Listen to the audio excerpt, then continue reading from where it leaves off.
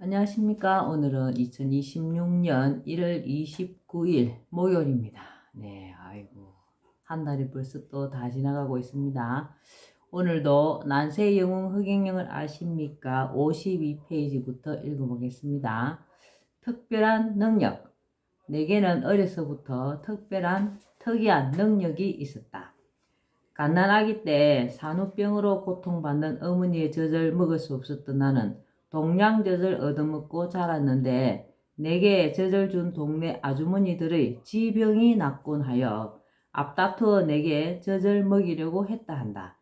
이러한 일은 이후에도 계속되었는데 이것은 영적 초능력이 발휘되는 것으로서 어떤 치료 행위를 하는 것이 아니다. 그저 사람을 쳐다보면 낫는 것으로 세간의 기치료와는 근본적으로 차원이 다르다.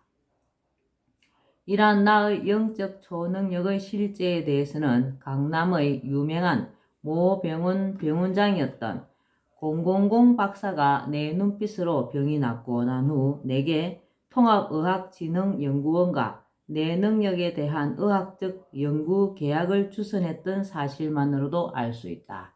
내 눈을 바라봐 넌 웃을 수 있고. 그런데 영적으로 어떤 특별한 사정이 있는 사람은 나의 영적 초능력의 효과를 보지 못하는 경우도 있다. 그런 경우는 나로서도 어쩔 수가 없다. 내 IQ가 430이라는 것은 이제 웬만한 사람은 다 알고 있다. 내 IQ의 사실 여부에 대해서는 박정희 대통령 시절 대통령실 수석 비서관을 역임했던 고 장국진 박사의 증언이 남아있다. 나는 학습력과 기억력, 통찰력, 예지력, 창의력, 추진력 등 모든 인간 능력에서 믿기지 않을 정도의 능력 발휘가 가능하다. 나는 예리하고 폭넓은 통찰력으로 아주 복잡하게 얽힌 난제도 쉽게 해결할 수 있고 탁월한 예지력으로 몇 년 후는 물론 몇십 년 후의 일까지 훤히 내다볼 수 있다. 이를테면 30여 년 전에 오늘날 우리나라가 세계에서 가장 아이를 낳지 않는 나라가 될 것이고 생산 가능 인구가 감소하고 초고령 사회로 치달으면서 경제가 활력을 잃게 될 것이며 한편으로 부익부 빈익빈 현상이 심화되어 중산층이 무너지고 가계부채가 급속히 느는 등 국가적 위기가 올 것을 예측했다. 그리고 이에 대한 완벽한 해결 방안을 내놓기까지 했다. 그것은 예리하면서도 폭넓은 통찰력과 미래를 꿰뚫는 예지력, 문제를 정확히 분석하고 종합하는 문제 해결 능력, 적절한 대책을 만들어내는 창의력 없이는 도저히 불가능한 일이다. 물론 당시의 일반 국민으로서는 내가 제시한 여러 방안들이 황당하기 짝이 없었을 것이다. 당시만 해도 출생률이 그렇게 낮지 않았고 경제도 그런대로 돌아가고 있었으며 중산층도 탄탄했기 때문이다. 그러나 지금 현실은 나의 예측이 그대로 적중하여 망국적 위기를 눈앞에 두고 있으며 내가 해결책으로 제시한 방안들이 이에 대한 완벽한 대책임을 정치인과 지식인들이 서서히 깨닫기 시작하고 있다. 나는 숫자에 대한 감각도 탁월해서 우리나라의 경제력이 이 정도면 세금이 어느 정도 들어오고 그중 국가 운영에 어느 정도의 예산이면 충분하다는 것을 아주 빠르게 통찰하고 분석해 낼 수 있다. 그래서 국가 예산이 새고 있는지, 새고 있다면 어디서 어떻게 새고 있는지를 쉽게 찾아낼 수 있다. 이런 능력 없이 어떻게 감히 국가에 돈이 없는 것이 아니라 도둑놈이 많다라고 용기 있게 말할 수 있겠는가? 2012년 12월 19일 제18대 대통령 선거 이틀 전 후보였던 박근혜 전 대통령이 유세 중일 때 나는 위키트리 TV 생방송에 출연해 박근혜 후보가 51% 지지를 받고 당선되지만 4년 안에 촛불 시위가 일어나고 청와대 국회 개헌 주장 탄핵으로 대통령직에서 쫓겨나게 될 것을 예언했다. 그리고 그것은 100% 그대로 적중했다. 삼성그룹 고 이건희 회장이 쓰러지기 5일 전 나는 한 강연에서 앞으로 일주일 안에 삼성 이건희 회장이 쓰러지고 이재용의 시대가 올 것이다.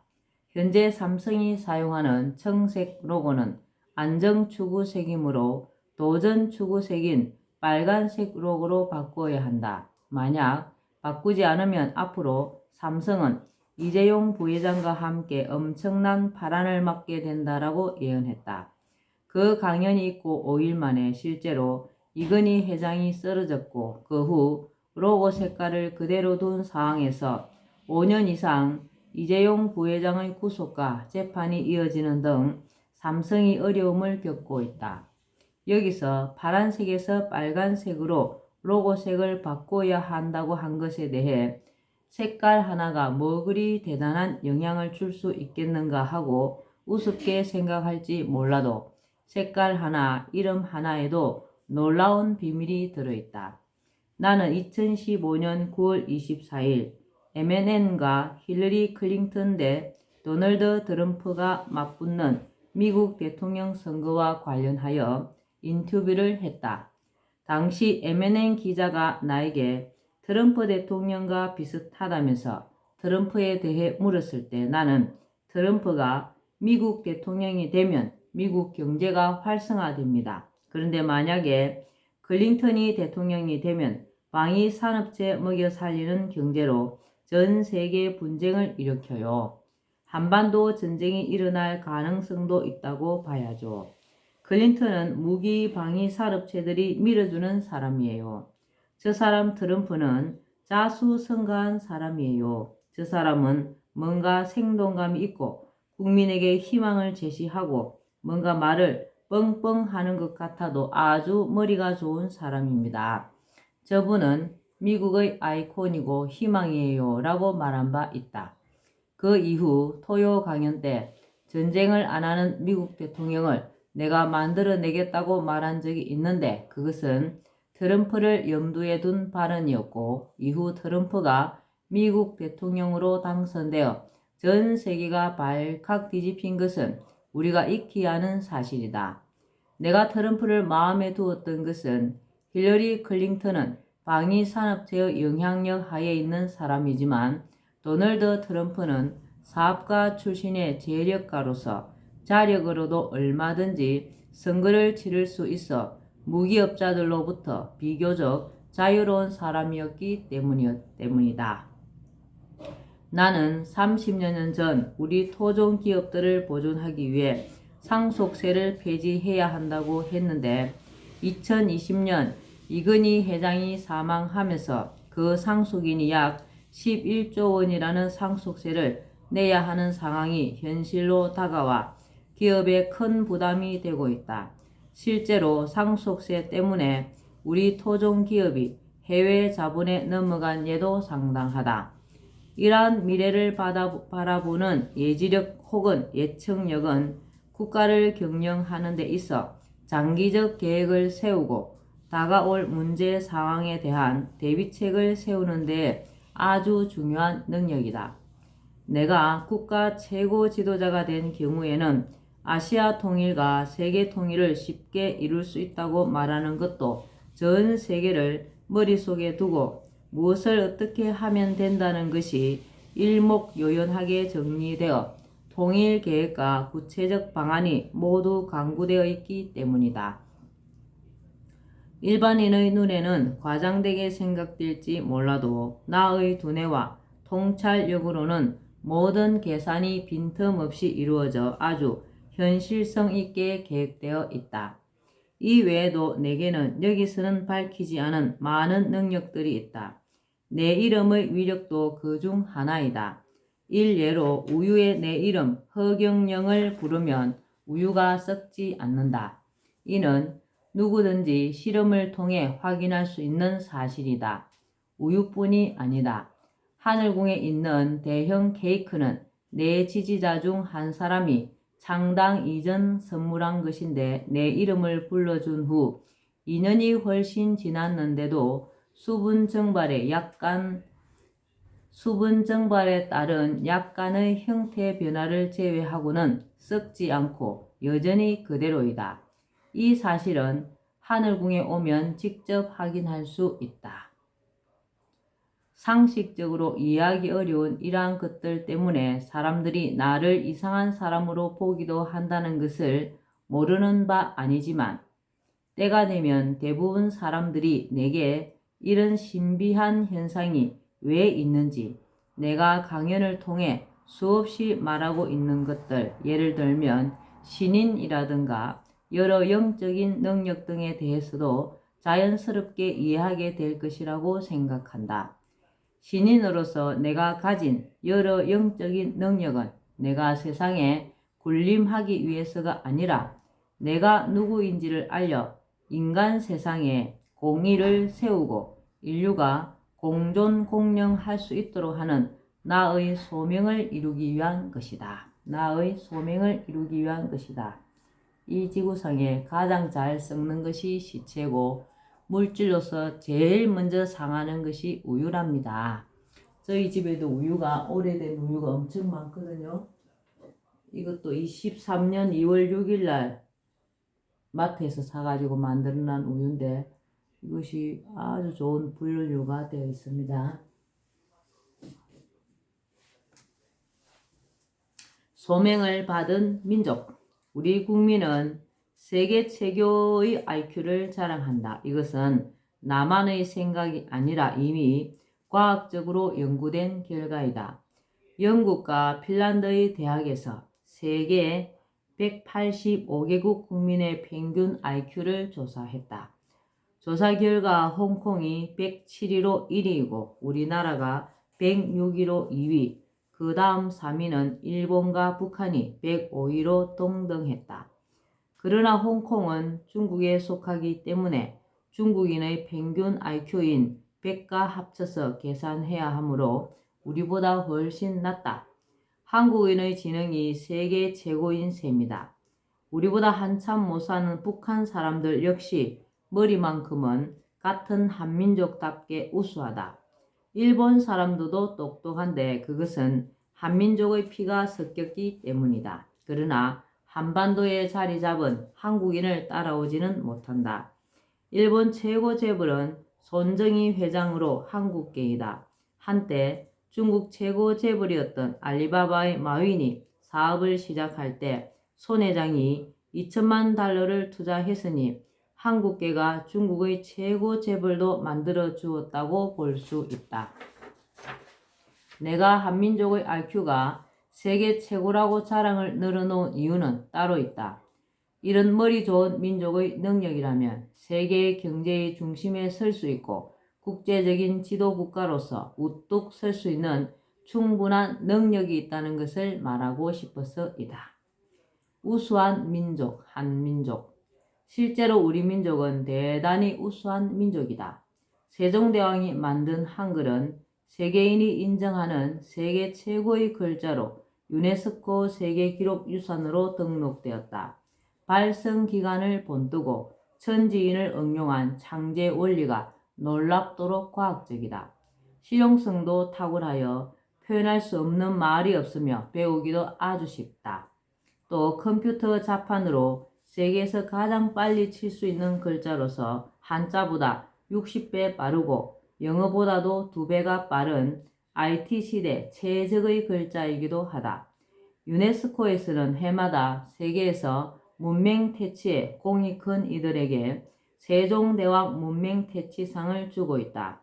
이 상의 명칭에 세종대왕이 들어간 것은 세계 문자 가운데 세종대왕이 만든 한글이 가장 배우기가 쉬워 문맹자를 없애기에 좋은 글자라는 것을 세계가 인정했다는 뜻이다. 우리 민족의 우수성은 온돌 문화에서도 발견할 수 있다. 온돌은 철기 시대부터 사용해온 우리나라 고유의 난방 장치이다. 먼저 방바닥 밑에 불 기운이 들어올 수 있는 통로를 만들고 그 위에 크고 편편한 돌을 까는데 부엌의 아궁이에서 불을 지피면 불 기운이 들어와 이 돌판을 데우고 돌판이 오랫동안 열기를 지니며 난방이 되도록 하는 것이다.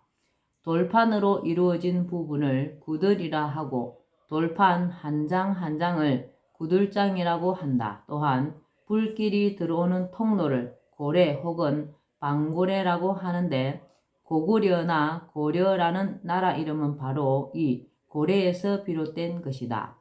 온돌은 유럽의 벽난로보다 훨씬 효율적이고 위생적이며 당대로서는 그 어떤 난방 장치보다도 뛰어난 우리 민족만의 고유한 난방 기술이었다. 오늘날 우리 민족은 6.25 전쟁의 잿더미에서 한강의 기적을 이루고 세계 10위권의 경제 대국을 자랑하고 있다.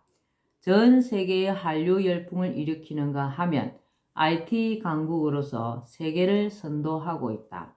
우리 민족은 두뇌가 명석할 뿐 아니라 국가 최고 지도자를 잘 만나면 엄청난 저력을 발휘하는 민족이기도 하다.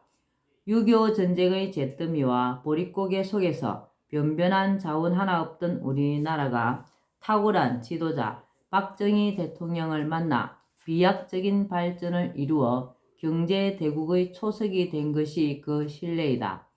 그러나 현재 우리 민족은 전통적 빈곤, 절대적 빈곤에서는 벗어나서나 자본주의의 병폐와 부패한 정치인들로 인해 부익부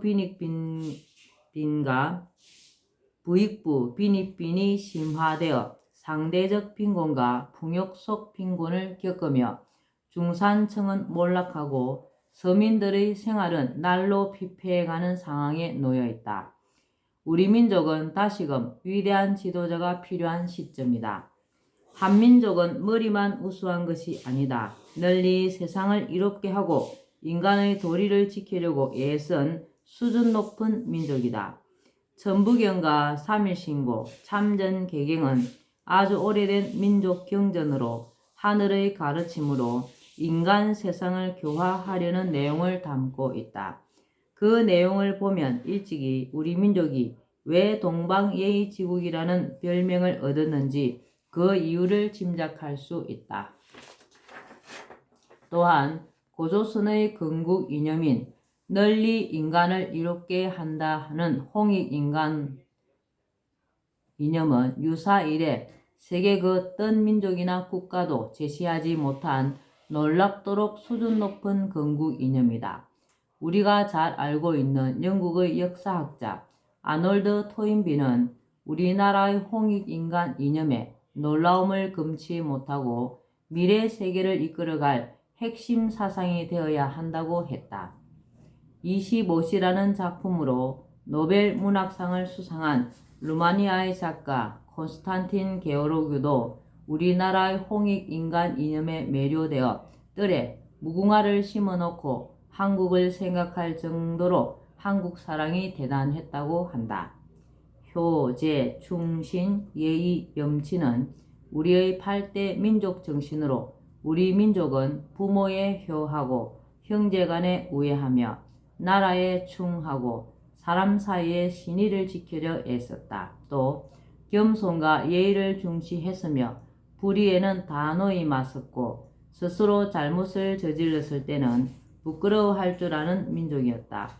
공자까지도 동방예의지국인 우리나라에 와서 살고 싶다고 할 정도로 우리나라는 예의를 숭상하는 민족이었다.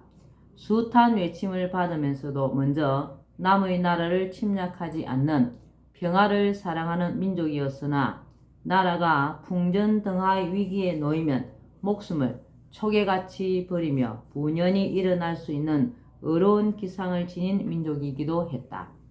이렇듯 우리 민족은 효제 충신 예의 염치를 지키고 자라나는 세대에게도 그것을 심어 한민족의 아름다운 정신과 을을 면면히 개성해 온 수준 높고 생명력 강한 민족이다.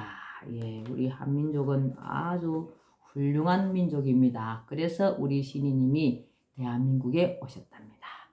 예, 오늘은 여기까지 읽겠습니다. 오늘도 흑영령을 많이 부르고 알려서 하늘의 복을 짓는 행복하고 뜻깊은 하루 되시기 바랍니다. 감사합니다. 흑영영, 흑영영, 흑영영.